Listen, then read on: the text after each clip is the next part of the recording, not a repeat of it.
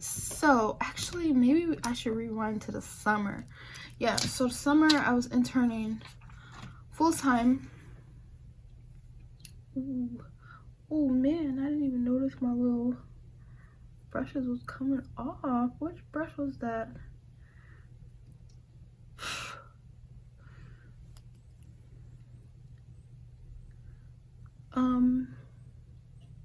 Yeah, let's rewind to the summer.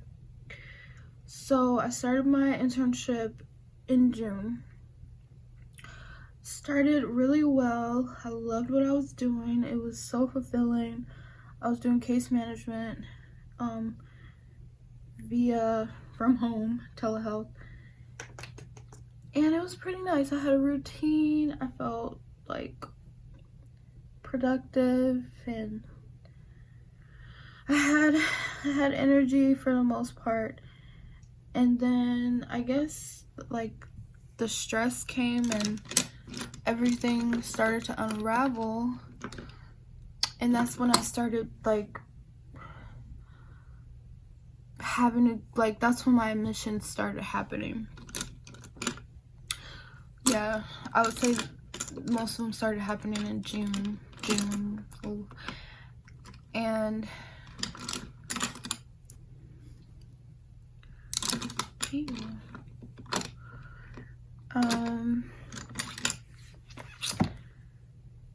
so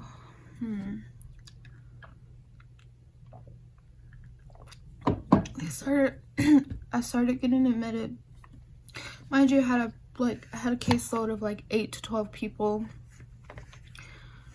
Oh man, this is crooked. Of 8 to 12 people who were counting on me to be at meetings and to help them with stuff that was going on. People lost their jobs, needed housing, needed whatever it was that they needed. I was their case manager, okay? So when I would have to call off from being too sick, it was a pattern. The stress from calling off and thinking about my clients and like, you know, how they were doing with, like, I knew the needs that they had and I couldn't be there for them in that time because I wasn't feeling okay. That was pretty hard to deal with. And on top of that, I had a supervisor who reminded me of it. Even though I already knew, and I know her heart was in the right place, but like, it was always like, you know, the clients come first, and we have to model to them like good attendance, and we have to, you know, be that rock for them because they don't have that in their lives. And it was just a lot of pressure. Okay, for somebody who's like, no, I actually come first because my health is like pretty important. I couldn't really say that, but I knew that. Oh no, I think I just messed it up. I shouldn't have went darker. This brush is too big. So that was hard to manage, and it was kind of just a peek into how it's gonna be in the like field. Don't get me wrong, I've had jobs like, but not since college, like high school jobs where I always had to call off and my attendance was horrible because of my disease. But this is more like a real nonprofit, a real, you know, big girl things. And I was just like, well, that's it. I'm not gonna survive the workforce. I might as well just get on disability and, you know, stay at home. And I know that probably sounds really strange for some people, but people with chronic illness who have this weird relationship with employers and who has been told like they're faking and you know, has to go through like having to explain why they can't show up to work when they're sick. It's like, it really just makes you want to get on disability, especially if you know that you qualify for disability, and not work, because you're already not doing the job description. Like, you're already, you know what I mean? You can't keep a job because of your illness. So that was my thoughts this summer. I was like, I'm done. This schooling is for nothing. Like, my illness is gonna hold me back from everything that I want in life, and I'm never gonna be able to do social work, do therapy like I want to, because I'm always gonna be sick, and I'm always gonna disappoint somebody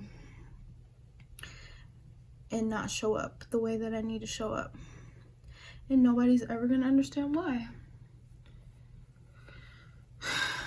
So yeah, so basically this internship started in June. It was supposed to end in September, but I have missed so many days, and mind you, it was full-time. It was supposed to be like 7 hours a day, but we had to keep going down to like 6 hours a day, then 5.5 hours a day, then, because I would just get exhausted. Like, I couldn't do it. I couldn't look at my computer for 6 hours a day. I couldn't focus. It was just so hard, on top of my health. I don't know what I'm doing with my eyes. I'm just trying to make something pop, okay? Okay, so I was supposed to be done with the internship in September. That didn't happen because I missed too many days. So I was like, my hours were way behind, which was like so stressful, because my plan for the semester, I was supposed to start a new internship that I interviewed and got hired for, and it was therapy. It was a therapy internship where I would be doing therapy independently. Of course, I have a supervise meetings, but I will be in the room with the client in the session by myself, doing that all for a whole year, for a whole school year. But that didn't happen. I posted about it on Facebook, and everybody's like, yay, you go, girl, blah blah blah. And I'm like, yes, I'm gonna be a real therapist. I'm so close to my dreams, blah blah blah. But I didn't finish this one in time, so I couldn't do it, and that's just what it was. I couldn't do it. God willing, you know, through this whole horrible year, God has been God. Like, he showed up and showed out. I still have the internship that I was supposed to do this fall semester. I'm gonna do it in the summer of 2021, so I'll be done with my classes, and then I'll do the internship, and then I'll graduate. I have favor. The people, they really wanted me, so they were like, yeah, whenever you need to start, like, come on, we're gonna take you. So I was like, okay, can you wait like over a year from now? And y'all, I'm so salty. I finished the whole video, finished my whole makeup look, came out really cute, and looked at my phone and it started recording. So I'm using my front camera now because I can't have that happen again. So when I ended off, I was talking about favor, and God gave me so much favor this year. Where should I be looking? I don't know. Where's the camera? He gave me so much favor. So what happened? Yeah, they were like, come intern, we'll take you whenever you want to come, we'll take you. So I'm starting that internship in the summer, and then God also gave me favor with the internship that I was at the summer that I stopped early. Did I even talk about that? I don't think I talked about that. That I stopped early because, like, they definitely could have let me go because of all the days that I missed. I missed, like, weeks because of being in the hospital, and they never let me go. So that was God's favor as well. And basically, so I talked about how it affected, like, how sickle cell affects my day-to-day. And one thing that I wanted to say is, like, there's a whole slew of things that come with sickle cell, like, other than the disease. Like, it comes with heart problems and eye problems. People go blind from it because the blood, like, stops or makes irregular vessels in your eyes, and, like, high-risk pregnancies and so many other things that happen. Let me get readjusted. So yeah, I want to talk about that, and also just talk about how, like, the semester was impacted. So earlier in the spring of 21, no, not 21, this is 21, spring of 20, like March, we had never came back from spring break, like when COVID started, and I was so sick, like in bed all day, every day, really, really sick. I ended up having to get an incomplete for a class, and I was really disappointed because school was like, oh, we got your back if people get sick, yada yada yada, and they literally had no plan in place if people actually got sick like I did. So I got an incomplete, and that just felt like the worst. I felt like I had failed even though I didn't fail. And then fast forward to this semester, I ended up just taking 3 classes and got 2 incompletes out of 1. Chose to get 2 incompletes out of 2 out of 3. It would have been 3 out of 3 if I didn't have a bomb teacher who let me do an oral assignment, like just to talk to her on Zoom, talk through each assignment point versus write a paper.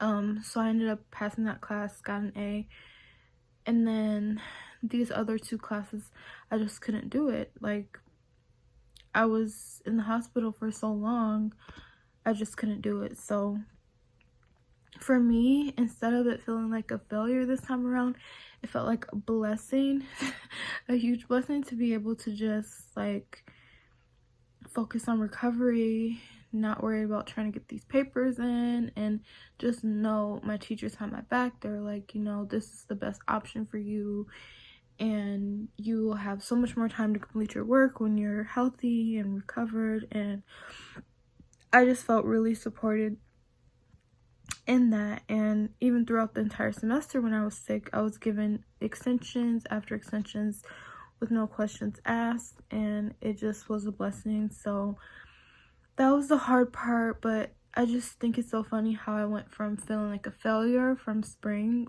because of 1 incomplete to now having 2, and it feeling like a blessing because now I understand, like, I can only do what I can do. And so basically,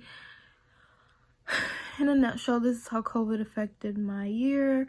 I was way more sick. I felt, day-to-day sickness, even more, longer hospitalizations, rougher hospitalizations.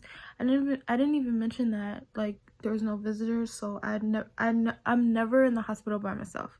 So it felt super lonely. I usually have my mom, my husband there with me. And also, because the hospitals are so packed, my typical ER stay would be like close to 24 hours in the ER, which is like usually maybe 7 hours or something. But yeah, to the point where they would be bringing hospital beds down to the ER because the ER beds are so uncomfortable, because they knew, like, you're not going upstairs anytime soon, it's packed. So yeah, COVID made being in the hospital a lot harder, getting in the hospital a lot harder, and my mental health, like coping, my school year was freaking just a rodeo show. Spring 2021, I'm praying, will be a lot smoother, and I just plan to go in being really like super grateful and taking it day by day, and like just realizing like I can only do what I can do. And it seems so simple to, you know, to be able to know your abilities and to know like when enough is enough. But when you have chronic illness, there's these voices in your head, and they tell you like, oh, you're lazy, you know, maybe you should move around more, maybe you shouldn't lay in bed so much, maybe you should eat healthier, oh, maybe you would feel better if you didn't, you know, eat that fast food, or maybe if you took more vitamins you would be stronger, or maybe if you took daily walks you would feel better, or maybe if da da da da da. Like, these voices go on, and they actually sound familiar. Like, as I'm saying it out loud, it sounds like people in our lives, right, that don't understand. Like, you can take all the goddamn vitamins in the world and still feel horrible and still have no energy and still be lethargic, and your body will find a way to work against you, and it feels like you're in a losing battle with yourself, and it feels like your body's your enemy and is turning against you and you have no control. But I think just something that like I feel like may resonate with the other sickle cell warriors and other people with chronic illness is that, like, when is enough enough? Like, when is enough enough? When is the guilt and shame that you put on yourself for not being able to keep up with the other people in your life, needing to sleep longer, needing to... Okay, the camera cut off, but... Oh, dang. As I was saying, when is enough enough? You know, when are you going to allow yourself to rest without guilt?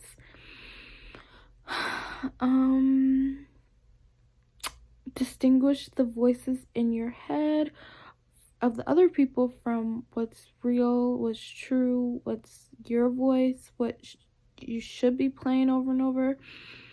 And like, when is it time to like rest and let go of what it'll look like and what you need for yourself? And I think this year I really learned like enough is enough. I am done trying to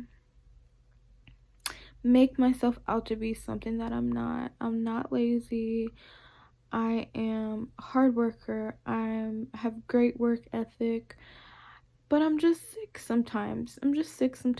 And when I'm sick, I need to rest and recover before I can come back. And that doesn't make me any less of a hard worker and a great person and a good wife and sister and daughter than anybody else.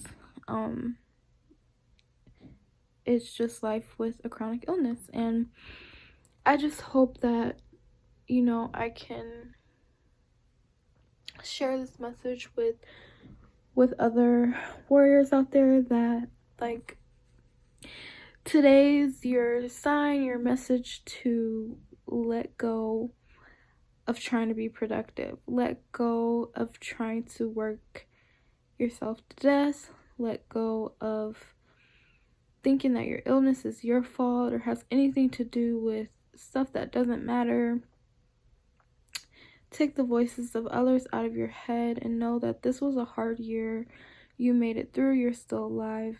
So many others didn't make it, and you know, we can do this. I'm still in school. I'm about to start another semester. I'm going to graduate. I'm going to be a therapist. I'm going to live a fruitful, meaningful life of service and love to my community. And so will you, if that's what you want to do. I just wanted to share this so you could get to know me more, get to know my experience, and just get a little more education, because, like, you know, people don't know about sickle cell, people don't know about chronic illness, the stigma. There's so many things I didn't touch on, like, I could touch more about medication stigma, more about racism. I could touch on, like, mental health. I could touch more on a lot of things, but this video can only be so long, so I just want to share what I can. And I ask that you comment below something that stood out to you, something that touched your heart, something new that you learned. This is gonna be like a brave space, so yeah, for people, you know, I don't like to share about my health. I'm very private. I don't share when I'm hospitalized a lot of the time, except for my loved ones, except for sharing to my loved ones. And a lot of that has to do with the skepticism, the side-eyeing, the asking questions, the having to explain that comes with that, and not feeling safe with those things, like those questions and actions. So I just asked in the comment that, like, before you question my experience, that you can first use empathy and understanding as much as you can. This is not really a space for questioning. This is more of a space for learning and reflection and empathy. And if you have, like, actual questions about my experience, I'm open to that. And I hope that you enjoyed the video. I hope that you like, comment, subscribe. Let me know what you want to see more of. And I just hope that this video brought some new knowledge, encouragement, and love to you. And I love you so much, child of God, and I thank you for watching as long as you did, especially if you made it to the end of the video. Thank you so much. Bye.